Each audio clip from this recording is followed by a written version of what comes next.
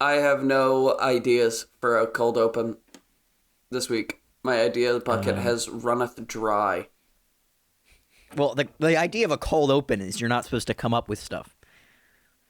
You know, you're just supposed to come in cold with nothing, and then you start the intro at a good time. The beautiful, like right now. Hello, everyone, and welcome to the Very Reasonable Pilots podcast. I'm your host, Charles. Along with me, as always, my co-host, editor, producer, co-pilot, gunner, navigator, orator, and podcasting associate, Jacob Gloth. How you doing today, Jacob? See, Charlie, that's how you do a cold open. Yeah. You know? Super, super cold. That was a freezing open because it was so bad. Ice. That now we're looking at some shaved ice here. This is shaved ice, bro. That's what left in our water here. It was a frozen block before, now it's shaved ice. No one shaved it. It's just what happens. That's the natural progression of ice. Yep. Goes block of ice, shaved ice, water, steam, piss. That's how it goes. Yep. All right, I have a TV show. Okay. I have a TV show I've written.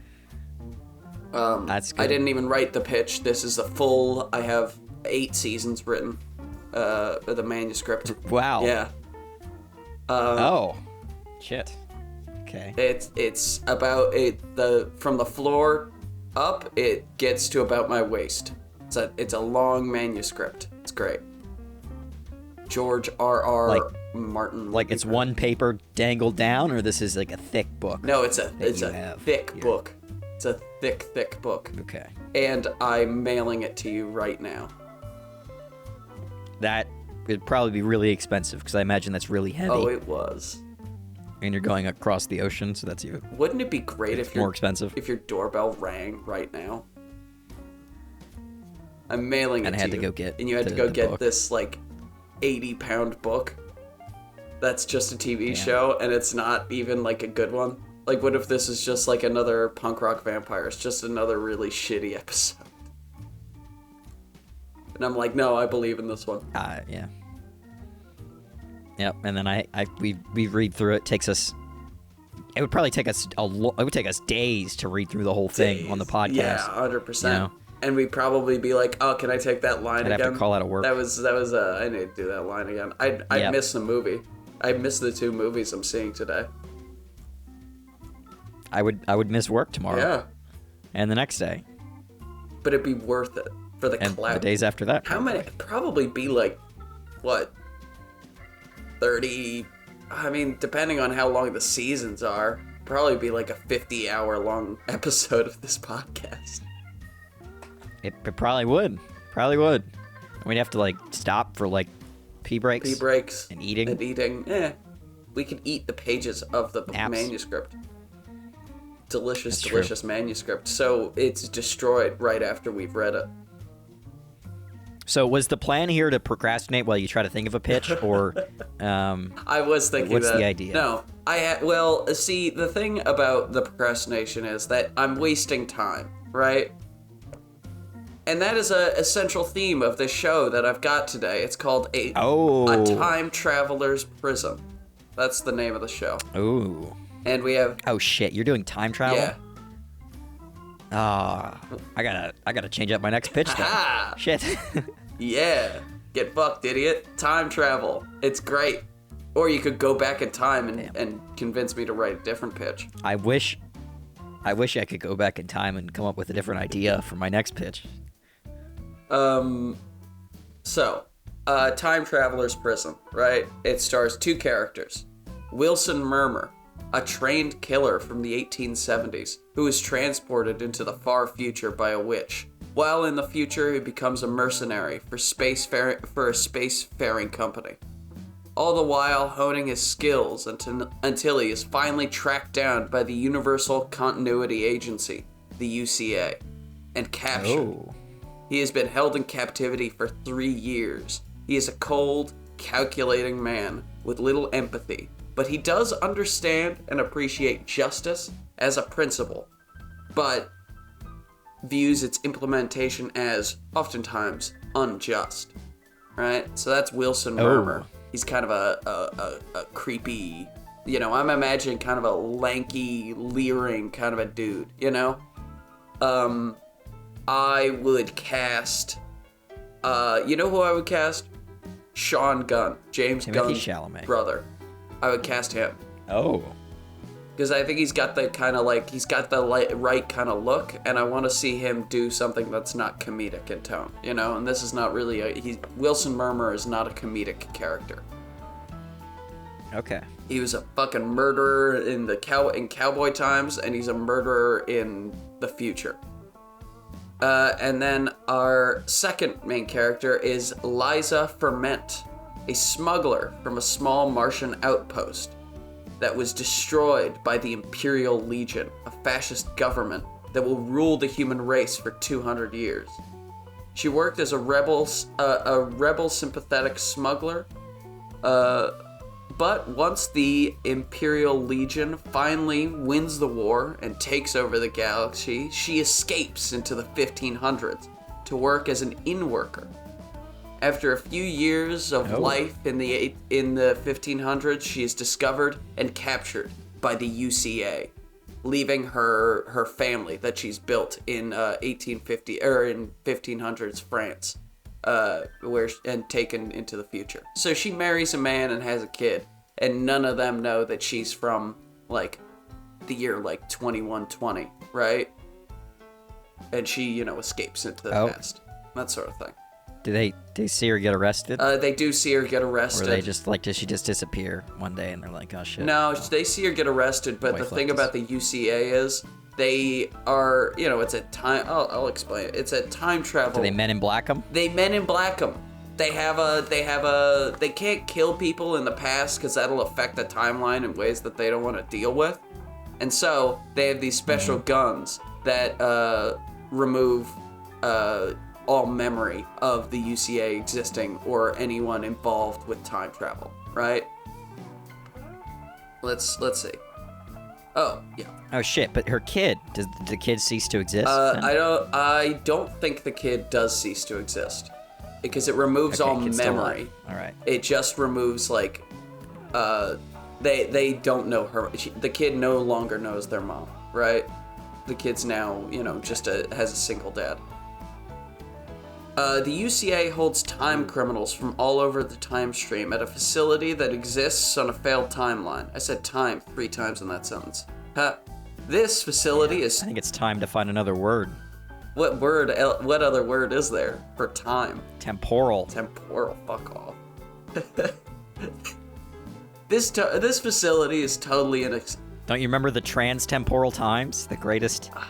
I do. That was a good show. Newspaper show we've pitched. The best newspaper show we've pitched. I don't know if that's I feel like Journos is a better third best newspaper show we've pitched. We've decided to third best. do Journos. I feel like we shouldn't say that another newspaper show is better. Third best. It's third Yeah, best. that's fine. The UCA facility is totally inescapable, except for those who choose to deal for their freedom. The agency is always looking to expand the members by recruiting criminals. Wilson and Liza are 2 of these lucky few. They are enlisted to transport a prime timeline to a guardian who lives in the year 2056. The mission is top secret, and because of a mole in the agency, the 2 criminals are sent without backup or any type of support. They work as a duo. The closest point in time... They work together to get to the closest point in time to 2056 in order to get this timeline given to its guardian.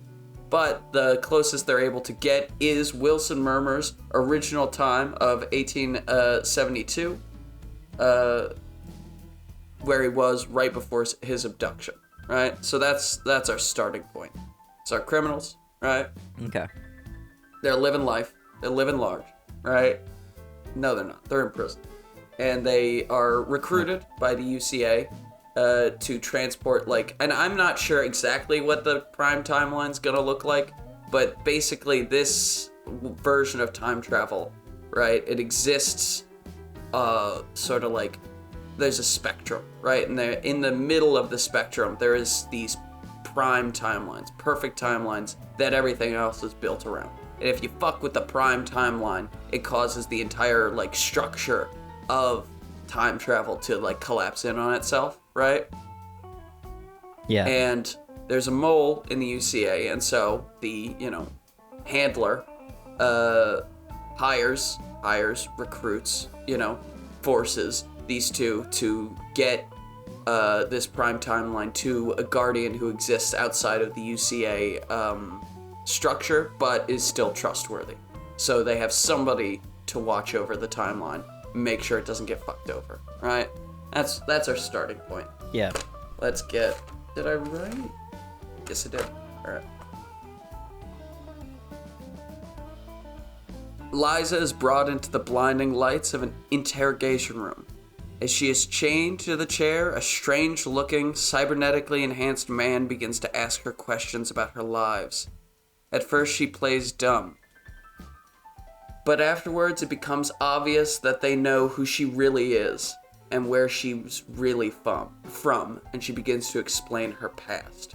Right? So, we have Liza. This is the opening scene of episode 1, right? Just Liza brought into this interrogation room, and she's wearing her, 1500s French innkeeper garb, and she's, speaking in a French accent.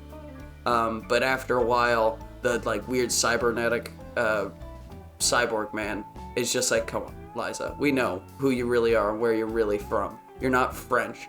You're not from the 1500s, all right? Tell us who you really are. And as she, opens her mouth, we cut to Wilson Murmur is currently being beaten in the rec room by a large purple and green man thing who has accused him of stealing the last Goublon. A Goublon is like a sweet roll. I couldn't think of a better name than Goublon. Goublon. Because it's like... I bet, okay, those could be good. It could be almost a pretzel-like looking thing with jelly in it. Yeah. Well, I was glucose, right? That's sugar. And no matter your species, you always like sugar, right? As long as you're mammal adjacent, you like sugar. So, glucose, glue-bon. Glubon. That could be a company. Yeah, could be. Maybe that's the company that makes it. It's like Cinnabon. Yeah, Glubon. They're like Cinnabon, but they're Glubon. Yeah. After a few more hits and Wilson's face beginning to change and distort because of all of the blood rushing to it and the welts and wounds, he looks up. He does not deny stealing the Glubon, but he doesn't really care. And a few too many hits afterwards, he jumps onto the brute's back and pushes his thumbs deep into his eye sockets. Wilson is then stuck immediately into solitary confinement as the purple and green man thing is brought to the infirmary. In solitary, the same cybernetically enhanced man from before comes to him and offers him a choice: to stay in the cell and rot, or to come work for the agency and put his unique talents to good use. And maybe, just maybe, taste freedom again. Find purpose, all that stuff. Wilson looks around, and we obviously know the choice he's gonna make, but it's kind of like a little, we leave it up a little bit for audience interpretation as to what happens next. Our next scene is Liza and Wilson are both brought together into this white room and told their mission: to transport a prime timeline to a determined guardian by traveling through time slips. These randomly occurring time slips that happen throughout, the periods that they're going to be going to, right, will eventually get them to 2056. And the thing that I'm kind of doing with this time travel sort of situation is that things are predetermined in a way that it's kind of hard to argue with, but also the only people who know they're predetermined are the agency, right? And so it's kind of like you're trying to figure out, am I supposed to be doing this, or have I already done this? And it's just an inevitability, right? That's kind of the question, right? The agency claims that they are unable to drop them precisely because of a glitch in the temporal location software. After this poor excuse, Wilson and Liza do their inevitable suit up into cool, futuristic, era-changing clothes and are given cool, futuristic sidearms that change appearance with the time period. And obviously, they do the cool, walking to badass music into the thing, to the first time slip, right? And I'm imagining it's kind of like in a Terminator movie, when you see them get into going to the time machine. It's like this huge, device that, will pot them specifically where Wilson is from. Maybe an hour after he left his original time stream. His original place in time. But... Oh! Wait, how did he originally go through time? A witch. A witch cursed him. He got cursed by a witch. A witch cursed him to go through time, right? Because I love weird time travel. I obviously I like a device. I'm a fan of Doctor Who. I like a TARDIS or whatever, a machine that takes you through time. But I also I drink a weird goo. I drink a potion and I travel through time. Or anything like that. So yeah, he got cursed by a witch, like Samurai Jack. I thought that was so cool. A demon throws him through time. That's awesome. Right? What if through the same split in time that he walks in, he walks out of? That's what I was thinking. Oh, that could be cool. But the thing is... It'd be cool visually, like a young him walking in while the old him walks out. While the old him walks out. Yeah. I like that. I have here, they have the obligatory badass walking sequence before they're transported to Wilson's original time. Face first into the mud. Right? So that's how it starts. Nice.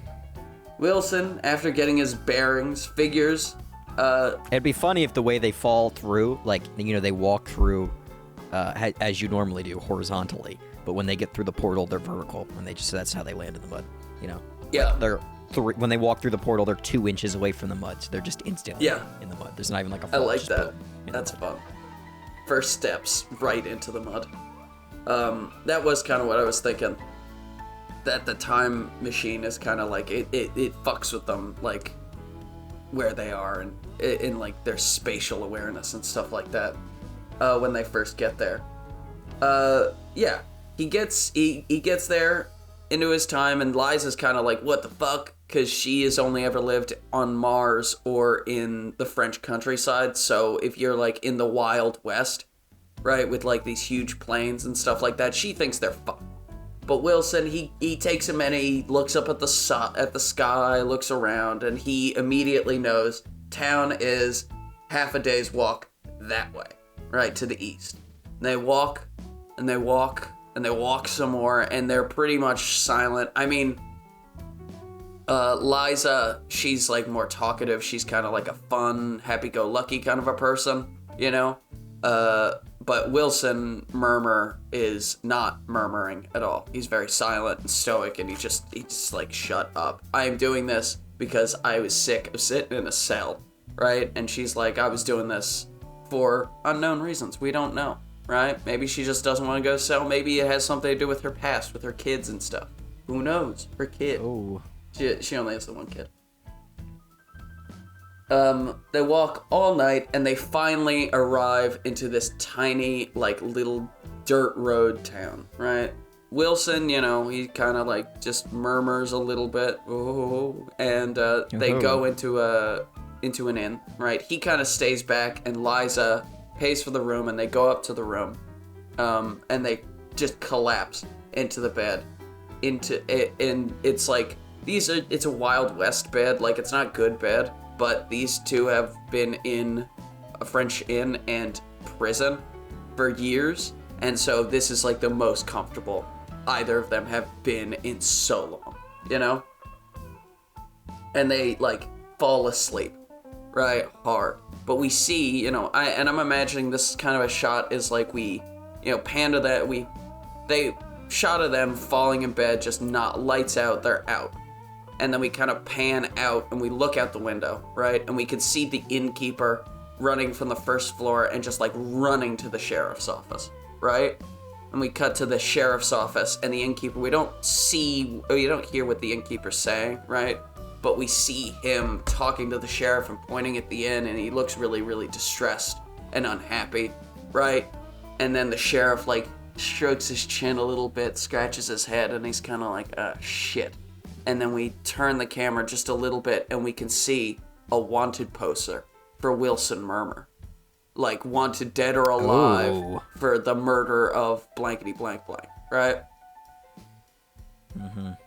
Because he was a killer. He was like a criminal in the 1870s. And so, you know, he's kind of like I'm trying to think, like a Jesse James almost, you know? But not as charismatic or cool, not as smart. And that's the end of the first episode, right? So we've got our setup, we've got our intrigue, and we've got our character. All right, and I'm kind of, what's our time? Okay, we're at 21 minutes. We're doing all right. I'm just gonna run through their time streams adventures, and you can suggest other places, because right now I think I only have them going to 2 or 3 like points in time. But that was mostly because my hand was getting tired and I feel like the outline was getting really long. So if you want to send them to other places in time, I'm down. Because I was thinking Vietnam at one point. You know, I like historical I know you do. places. I know you do. My only prerequisite is that it has to be getting them from 1870 to 2056, right? So it has to be between those two. Why do they have to go from one time to the next? Well, the explanation is that the temporal location software for the UCA is not working properly, and so this is the only way that they're able to do it, right? But we kind of get the idea that that may be a bullshit explanation, right? Like, maybe there's more going on. Maybe the final twist. Okay. Ooh, final twist. So, where do we go? Yeah, they're in the town. They're just kind of putzing around, right? They figure out, they, you know, get a page. I don't know why my first thought wasn't they get a text or a call or whatever. They get a page from the UCA saying where the time slip is going to be, like where and when. And so they're, you know, they're trying to like just bide their time to get to the time slip, right? But Sheriff, what's his name? I had his name written down. Fuck, where's his name? Sheriff Nottingham. Sheriff Harkness. That's his name, Sheriff Harkness. Sheriff Harkness recognizes Wilson Murmur, and they, you know, start to arrest him. And Wilson obviously not wanting that to happen. Like, he fights back, and, you know, he's got his cool, like, UCA issued specialty gun, right? And he thinks, oh, this is gonna work, right? This deletes the memory of my involvement of any time travel, right? So he shoots the sheriff with it. But the sheriff has memories of him from his original time. The sheriff doesn't know anything about the time travel thing, so the gun doesn't do anything to him, right? It'd be funny if all it does is make him forget the last, like, a minute and a half. Yeah, exactly. You know? What? Wilson Murmur. Like that he just saw him. So he's like, wait. And then so he just does the same thing again. Like, Wilson, get him. Again. He just says it again. Like, okay. Oh, god damn it. Bang. And he tries again, and it doesn't work. Yeah. So they're arrested. And he'll keep forgetting that about the girl, too. Because he'll keep getting shot with this gun. Yeah, who's this woman you've got with? He'll keep forgetting that he's a girl with him, which could be how they defeat the Yeah, well, I have that they get, immediately they're arrested, you know, and they don't want to kill anyone because that'll fuck up with the time stream, right? They languish in prison for a few days until they are finally given a lawyer and a trial date. Their lawyer, you know, comes to them and he talks his old-timey, you know, lawyery talk, right? He's an old Southern attorney, right? But then he's actually an agent from the UCA. And he's like, I can't leave you fucking idiots alone for 10 minutes without you guys getting arrested? Really? It's your first time out of prison in years, Wilson. And you decide immediately, oh, I'm gonna get arrested. I'm gonna go to a town where they want my head, and I'm gonna get arrested. So, the UCA agent's like, fucking idiots. He gives them a key to the escape, and he makes them like, it's that classic movie thing where it's like, you have to beat me up to make the escape look real, right? And so they have to kick the shit out of this guy, and they're enjoying it a little too much. But he tells them that the local plateau, right, over there, that top of that, midnight tonight, is when the time slip is happening. And you have to be there, right? If you're not there, we're fucked. And so he, helps them escape. He gives them the keys. They, bust out. They get some horses, and they're riding all night. And Sheriff Harkness, right, he's, hot on their tail, right? This is kind of like a Wile E. Coyote Roadrunner, sort of a chase across the desert, as Sheriff Harkness is attempting to hunt them down, right?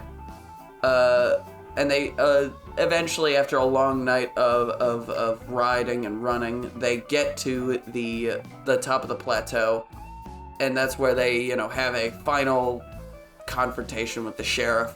And the sheriff is like looking, he's like, I'm gonna get my man. He sees like this fucking crazy time stream thing, right?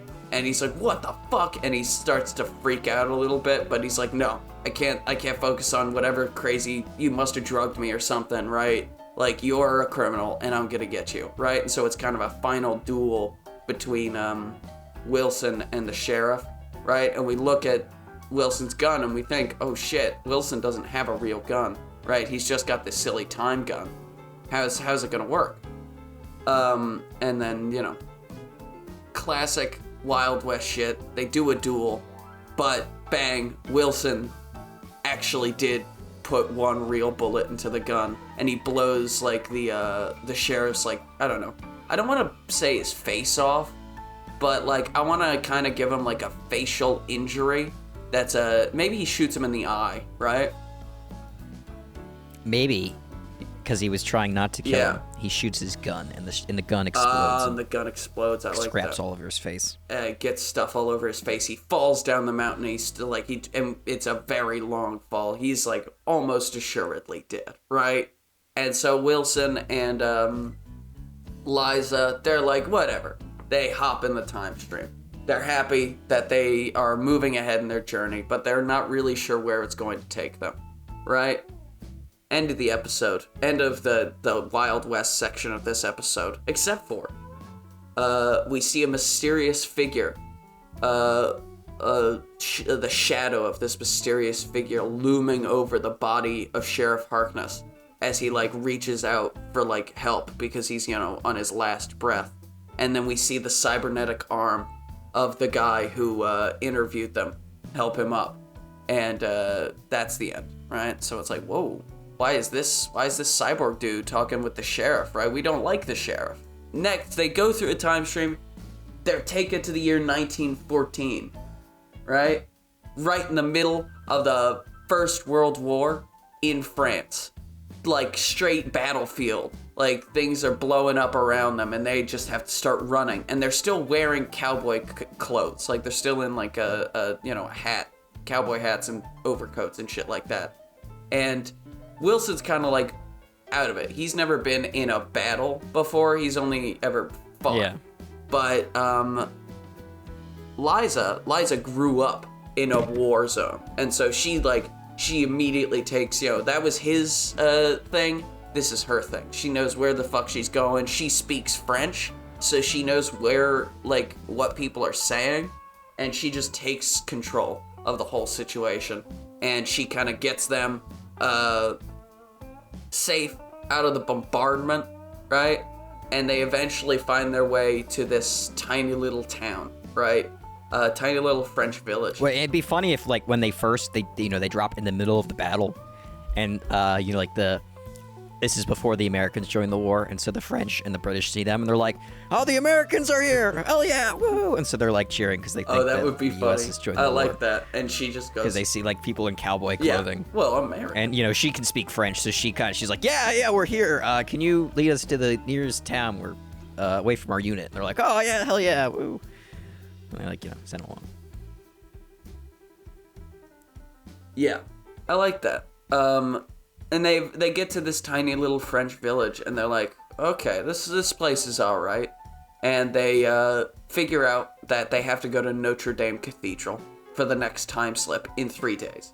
And so they have a little bit of time, right? They find out that there is some, like, murderous renegade soldiers around this town.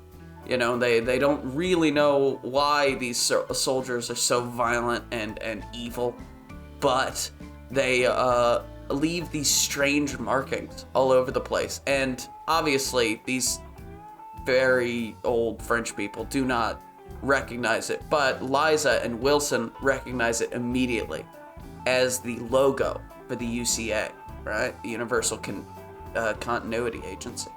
Ooh. Oh. And so it's kind of like the question of why is the agency here? Why have they murdered a bunch of people, right? Doesn't that affect the time stream?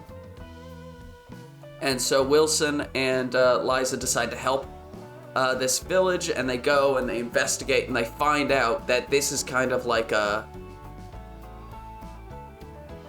place for these people to blow off steam, because they can't kill anything. They're not really allowed to be violent, but they are pretty much all violent time criminals. And so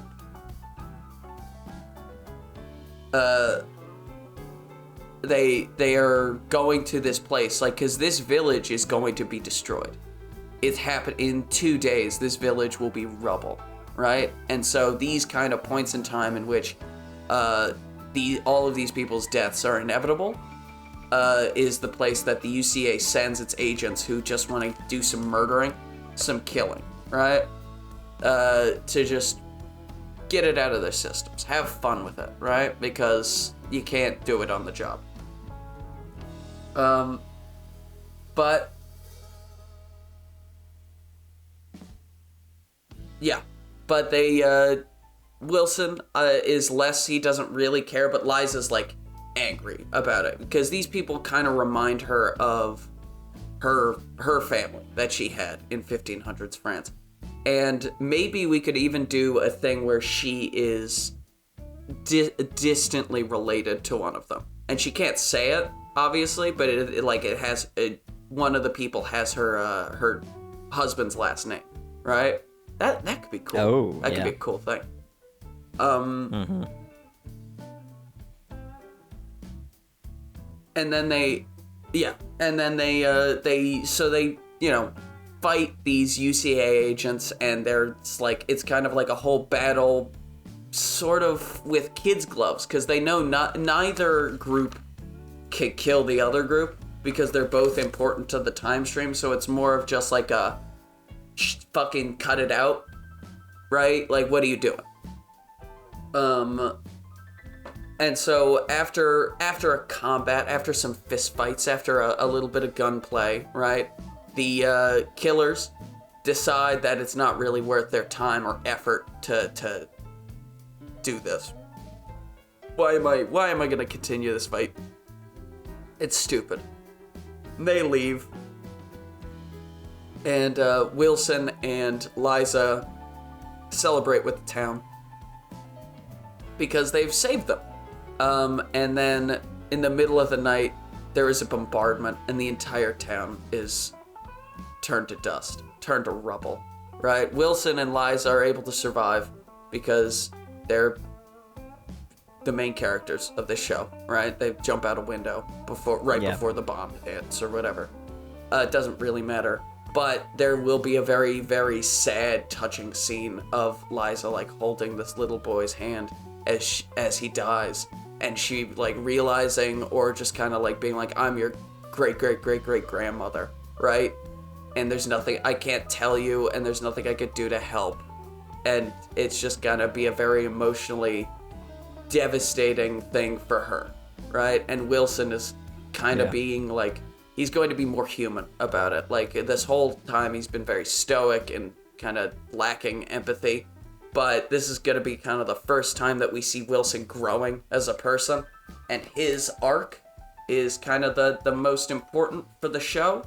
And you'll see why.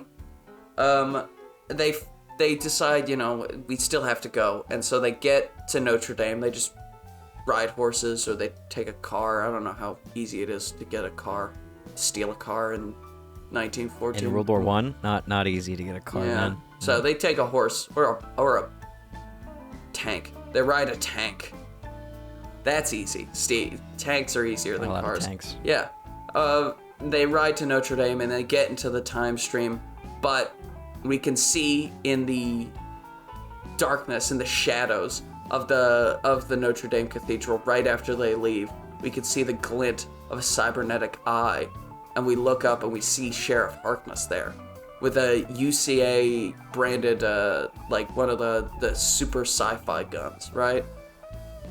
And then a real regular, cowboy revolver in his other hand, and he's kind of been more cybernetically enhanced. And we're like, ooh, is this gonna be the bad guy? Ooh.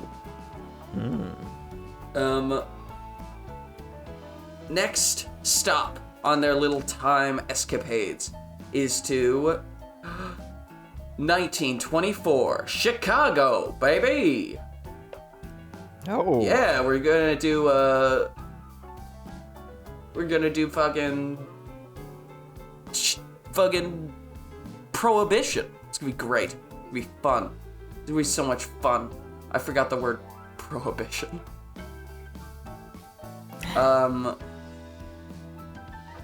Yeah, and so this is just, it's gonna be just like a fun, silly Prohibition story, kind of a little bit lighter, organized crime, because the dead kid thing was pretty heavy. It's pretty heavy duty shit that went down. And so they're going to be like helping facilitate a deal, right? Like whiskey for guns or whatever. And if they help facilitate it, they will then be able to they'll like be taken to where the next time slip's going to be. Like they need to get transport, and this is the only way that they can get transport, right? And so the deal goes wrong, obviously. Everybody gets shot at. Liza gets shot, and Wilson is able to like save her. And as they dive into the Chicago River to escape, Wilson is like holding her onto a bit of driftwood as they both, go down the river, right? A mile goes, right? And a mile later, they, pull themselves out of the river, and they, Wilson like kind of bandages her up. And this is like, she's lost a lot of blood. And so he's like actually being kind of emotional about it, because they've gained, sort of a rapport, and he likes her. He thinks that she's nice. He's a fan. And so he, gets her, he bandages her best he can, and then he takes her to a veterinarian who fixes her up the best he can, but she's still pretty injured, and she's not ready for a fight, right? She's got a wound in her stomach, right? She can't run, she can't jump, she can't fight, right? Yeah. And so they know where the last time slip is because of their pager, and Wilson thanks the veterinarian, shakes his hand, knocks him out, right in the teeth, and steals his car so that they can get there. But they're being pursued. By whom? Who knows? It's Sheriff Harkness. That's right. He's not been time traveling. He's just been waiting. That's gonna be the kind of the reveal. He's not time traveling. He wasn't recruited by the UCA to time travel. He was recruited to watch and wait. And keep an eye out. And he was like given specific spots that they would be, And so he's chasing them, and he and Wilson have this like whole fight right at the time slip. Liza's injured. He's like got her like her arm over his shoulder, and he's like helping her, walking her. And then Sheriff Harkness goes, and she gets knocked off of him. He's fighting him, and Sheriff Harkness kind of has this like really big vendetta. Like he really hates Wilson, and Wilson's just kind of like, you're annoying, Like it's going to be kind of a one-sided nemesis sort of a situation. But the time slip is happening, and it's only going to be open for another few seconds, so Wilson, making a split-second decision, gives Liza the prime timeline and pushes her through as he continues to fight Sheriff Harkness so that he doesn't follow, right? Time slip closes, and Wilson is stuck in 1924 Chicago, right? Chicago. Liza is transported to 2056. The planet is a deserted wasteland, right? And she is injured, but she has the timeline, and she knows if she gives it, she will then be saved by the UCA, right? So she's hobbling, and there's this one cabin, right? In the middle of this, like, desert wasteland. This desert wasteland. Man, I love desert wastelands. I love desert wastelands, too. And it's very obviously there was, like, some sort of an apocalyptic thing that happened. The world is post-apocalypse. Really. And so there's this one cabin, she's like, this to be it. And so she's, walking for days, before she finally sees the cabin. She's parched. She's lost a lot of blood. She hasn't eaten, right, or drunk anything. And she finally gets to this cabin, right, to meet this guardian of the timelines, this, like, being who is beyond, like, repose? What's the word? I don't know what you're trying to say. So. He's really good. He's a really good guy. And she's very excited to meet him because she's like, finally, I can get this out of my fucking way. And who do you think's gonna be there? Who do you think's in the post-apocalyptic cabin? Who do you think is the guardian of the time streams? Somebody who can be trusted to guard one of the most precious things in the universe. Sheriff Harkness. Close. Wilson Murmur. It's Wilson. Yeah. He's very much older now, right? Yeah. Because he's been living. But his, like, adventures with Liza, opened him up emotionally to become a better person, a man of quality, right? And then it's going to be revealed once she's saved. After she gives him the timeline, he, hugs her, he shakes her hand, he's so happy, and then, almost as quick as she arrived, she disappears, right? She is transported back to the UCA facility, right? Back to the prison, right? Without any sort of pomp or circumstance. And it is revealed there by the cybernetically enhanced, like, director, right? I never gave him a name because he didn't need one. That this was all the plan. The plan was to make the Guardian. The only way that they could have made someone trustworthy enough to watch the prime timeline is by doing these adventures, right? That's why they had to do the time slip thing. That, of course, they can pinpoint people exactly to where they want to go in time. That's ridiculous. It's just, that's how they turn Wilson Murmur from a deranged killer into the guardian of the universe, right? And she, after a few days of rest and recuperation, she is brought back in for another adventure, and she's got a new partner, Sheriff Harkness. He's been he's a full-time member, baby. Yeah. Ooh. So and he doesn't remember her because he got hit with that gun. And that's my show. He's like, who are you? And then that's the end of the episode. What? He's the fuck are you? Now he's an old man also. She's like, Sheriff Harkness? And he's like, yeah, who the fuck are you? But yeah. Cut to black. A time traveler's prison. A time traveler's prison. I like it.